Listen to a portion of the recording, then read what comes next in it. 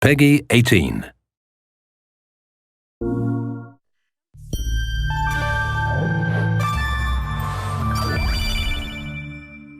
Hi, my name is Colin Graham, and I'm the animation director on Watch Dogs 2. Today we want to give you a look at our free-roaming demo and give you a more detailed look at the open world and the Bay Area. This video is recorded from an alpha build of Watch Dogs 2 running on PS4. In Watch Dogs 2, we've expanded our hacking tools to give the players more options. By tapping and releasing the L1 shoulder button, we can do a contextual quick hack on this person.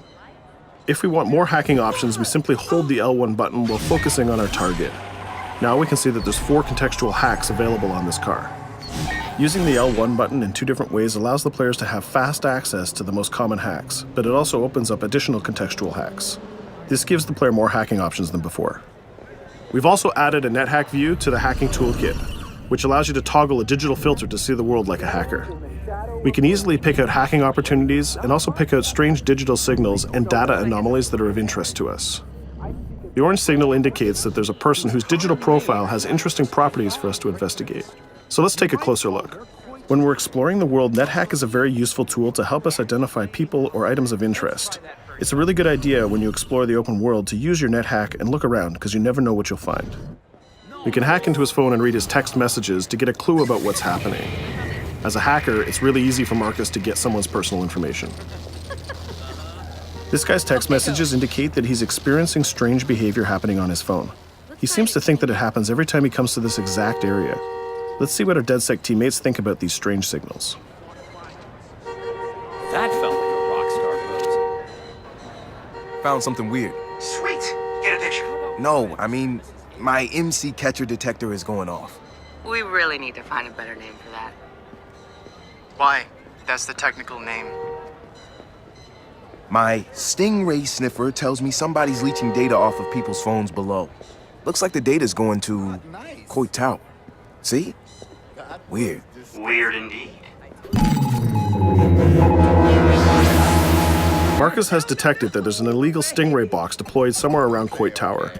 We now have access to a new DedSec operation, and we can track it with our DedSec app. You can do any operation you want in the order that you want, as long as you've discovered it and it's in your DedSec app. With the NetHack, we can see the Stingray box is deployed all the way on the top of Coit Tower. But since the tower is closed, we're going to have to find another way to reach it. You still have a little on your nose. In Watch Dogs 2, Marcus has some custom-built toys to play with, so we can just deploy our quadcopter and fly it to the top. Coit Tower is an iconic landmark known for its great view. From here, you can see the whole city is accessible. You can visit landmarks like Sutro Tower, you can explore Golden Gate Park, or take a drive across the bridge to Marin. You can sail the bay on a sailboat, or you can visit Alcatraz, or maybe take a selfie with the sea lions on Pier 39. You can also travel across the Bay Bridge to Oakland, or take the freeway south to Silicon Valley. You can also take your time and explore San Francisco's diverse neighborhoods like Chinatown, Castro, or even the Tenderloin. With the drone, we can easily hack into the Stingray box and track its source. This one is operated by Greystrom, who are illegally installing these boxes all across the city. The open world is full of opportunities like this DedSec operation. All you have to do is explore the environment using NetHack and the Profiler to find them all.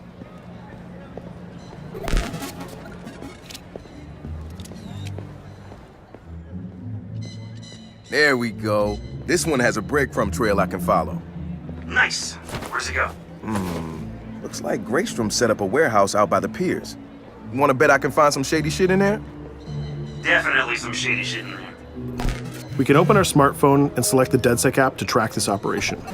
We use the DedSec app to manage all of our activities in Watch Dogs. We can see the objectives on our map, and it's not very far, so we can drive there pretty quickly.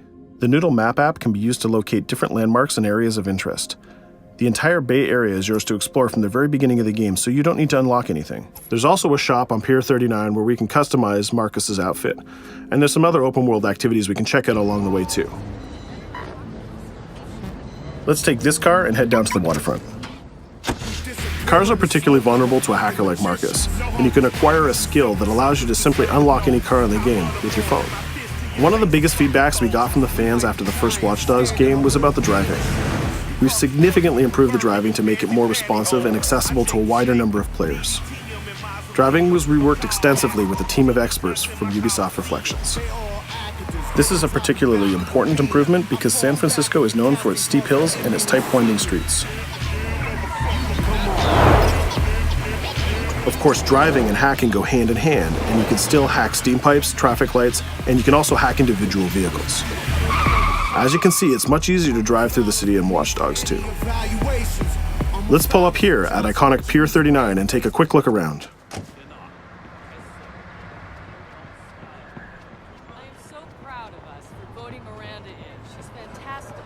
Up ahead is a clothing store, so let's go give Marcus a new look. Each clothing store has the style of the people who live in that area, so as you travel around the world, you can start to build a wardrobe that's as diverse as San Francisco itself.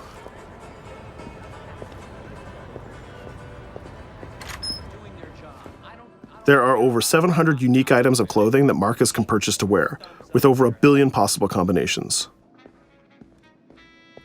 We can go into the fitting room menu and browse a selection of items found in the store. Let's start by switching up Marcus's jacket. Each item of clothing in the shop is handcrafted to fit Marcus's overall look. You can mix and match any pieces of clothing you want. You can change your hat, glasses, face mask, bag, shirt, pants, and shoes.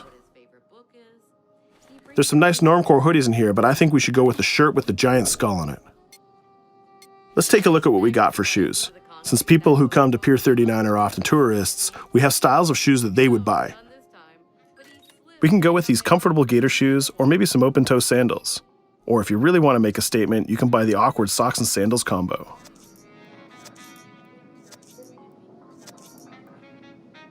In the end though, I think we should go with Stars and Stripes Chucks. We could really stay here all day trying on clothes, and each store has a wide variety of clothing options so you can really make Marcus look the way you want. From biker leather to hip-hop, from pinstripe suits to tie-dye tank tops, you can really craft the look that's unique to you. In Watch Dogs 2, you manage your activities from your smartphone. There's an app shop, a media player, the DedSec app, and a research app that allows you to develop new skills. Let's take a look in the app shop to find the ScoutX app. San Francisco is full of iconic landmarks, so as you explore the world, you'll find new ScoutX objectives in the app. Once we've installed it, we can find nearby landmarks and go check them out. When you visit San Francisco, there's so many great landmarks to visit. The ScoutX app will be like your tour guide in Watch Dogs 2. We're right near the crab statue on Pier 39, so let's go to that one right now.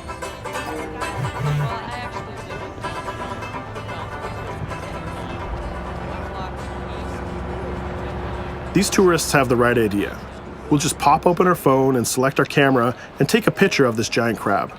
Let's make it a selfie and use the California Vibe filter.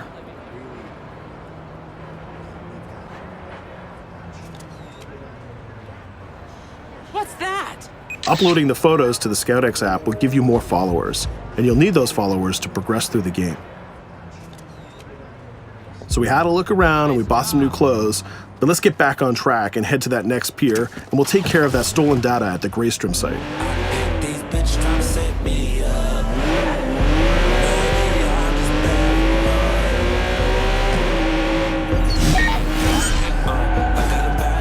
We can see the objective marker in our minimap, and it's also displayed in orange at the end of the pier.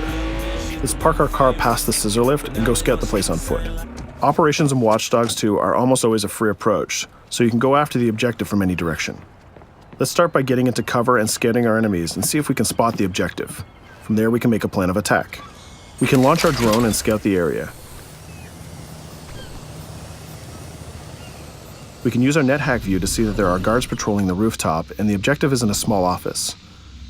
There are also some civilian workers that might notice us, so we need to avoid them too. In the NetHack view, we can see that the door is electronically locked, but it can be bypassed by a junction box on the lower level. The connection is shown in a red line. Unfortunately, that box is protected by an armed guard and an attack dog. So we'll probably have trouble if we try to sneak past the dog in person, but luckily Marcus has another toy, which is the RC jumper. This little guy is small and much harder for enemies to detect. The RC jumper is another DedSec gadget that gives Marcus a different way to approach obstacles in the layout.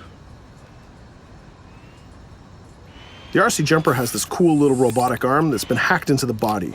This allows him to physically interact with objects and allows Marcus to stay safely hidden. Now the junction box is unlocked and we can open the door upstairs. We can hack that scissor lift that we passed on the way in and reach the rooftop.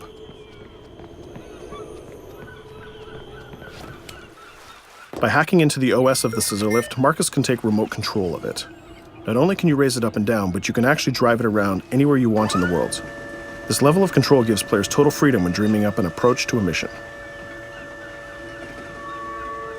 Our first challenge is to get past the guard in front of us.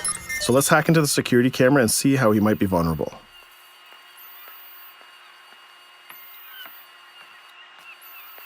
There's an industrial air conditioner unit that we can hack.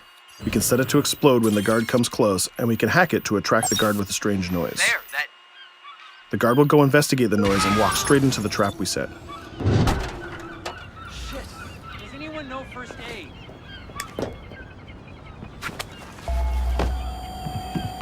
And just like that, we've taken out the guard, created a distraction, and slipped into the compound.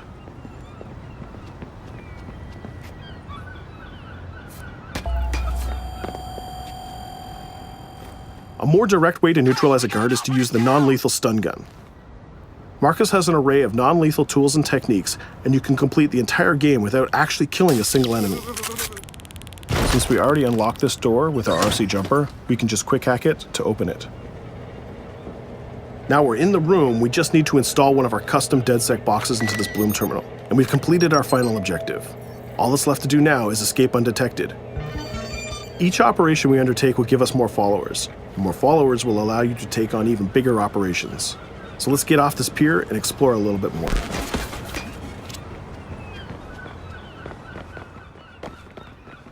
Tell me you fucked up their hardware? I left an expensive little present in their system, and they're going to pay for it. Damn, you sound like Jimmy Siska. Hell yeah!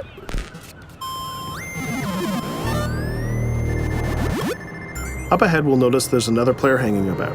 He's easy to spot because of the purple icon and the gamer tag over his head. In Watch Dogs, your game session can be seamlessly merged, and you will often encounter other players exploring the world just like you. This guy looks really friendly. We have an opportunity to join up and form a co-op party, so let's send him an invite.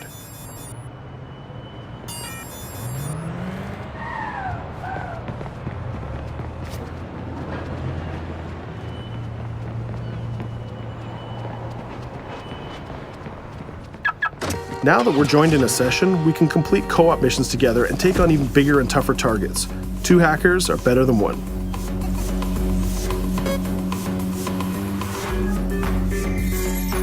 We're gonna head across the bay to Prescott, which is in North Oakland, to infiltrate a gang lair. We can get there by driving across the Bay Bridge together.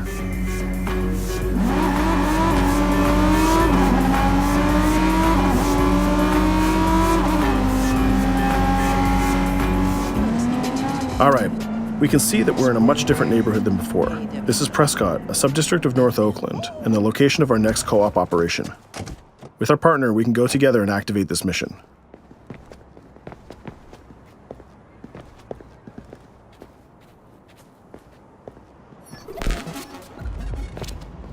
Marcus, we have operations popping up everywhere. Some of them are 2 hacker jobs. Where you need me? Sending you the coordinates. And Marcus, it works both ways. When you need help, fire off a call and we'll send someone your way for the assist. This area is a free approach, so we can tackle it any style we want. Since we're now 2 hackers working together, we'll cover our partner from the sky and help him out with some well-timed hacks. We can distract this guard by hacking his phone, and our friend will take him down very stealthily.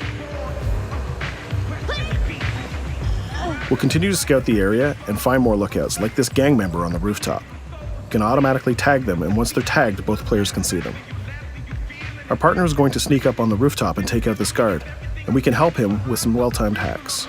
If we use a contextual hack on this transformer box, we can attract the guard.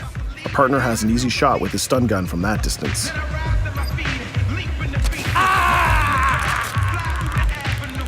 Using the NetHack view again, we can see that there's a lockbox connected by red connection lines to a room on the other side of the compound. Inside this room, we see our 2 targets meeting up, and it's a perfect place to take them down simultaneously. We need to get that box unlocked and get into that room. As we continue to scout this area, we can see this compound has a lot more guards than the last one, and they look very heavily armed. We'll need to take care of these guards if we get detected. There's also a car parked in the garage, so we might need that to escape later. Let's go back to our friend and get him to disable that junction box so we can unlock the door to our target. The drone has a lot of flexibility and it's small and hard to detect, but the trade-off is that you can't physically interact with objects like this junction box. But it's not a problem for our man on the ground to do that for us. The signal lines have changed from red to blue, so now we know that we can open the doors and get to our targets. Scouting phase is done, so let's get up on that rooftop with our partner and get close enough to neutralize these enemies. We can hack these junction boxes and set a proximity trigger on them. They'll explode if an enemy passes through them, but they won't be triggered if we pass through them ourselves. We can also deploy electroshock mines from our inventory, and they're fully hackable too. It's a good idea to leave traps for your enemies in case they try to flank you. Our partner is camped out by the door ready to rush into the room, but we're going to create a distraction first. We'll get into position behind these crates, and this time we'll launch our RC jumper. Once our partner opens the door, we'll zip in and create a distraction.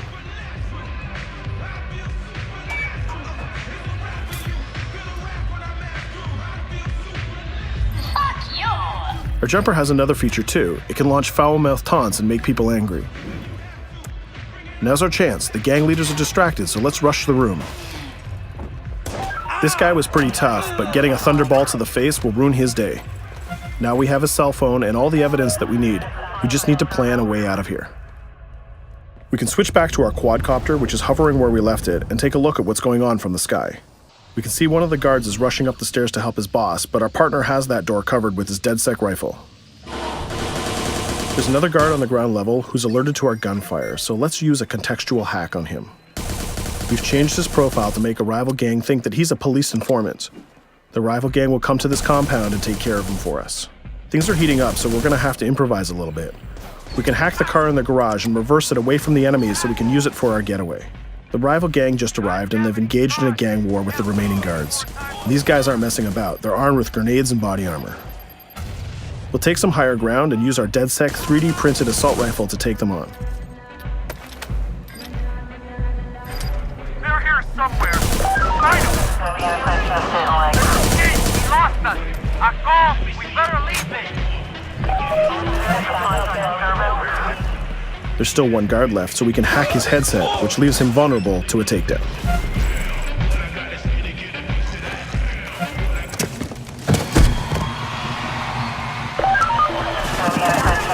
Let's take our stolen ride and get out of here before cops show up. And just like that, we're home free. We took down both gang leaders, we got the evidence we needed, and we triggered a gang war, and we escaped without getting killed. That's teamwork. 2 hackers and 1 successful DedSec operation. Let's take a minute to talk about a brand new multiplayer PvP event called Online Bounty. When the player commits a crime, the police will respond and pursue the player until he can escape from the police. We call that the felony system. While you're in the felony, a bounty event can occur. A bounty event allows up to 3 other online players to join the pursuit and try to kill the player for as long as the felony lasts. As the target player of the bounty, your objective is to evade the felony and the pursuing players. Rewards are given for neutralizing the hunters. And the objective of the hunters is to neutralize the target player. Bounty is a seamless PvP event that's triggered by your player style and how you interact with the police.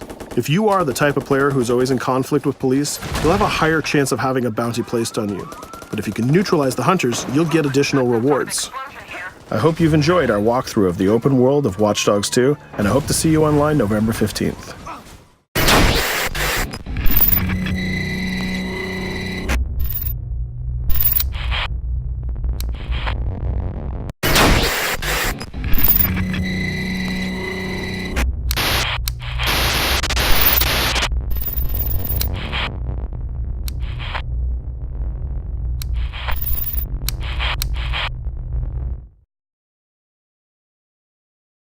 For the players.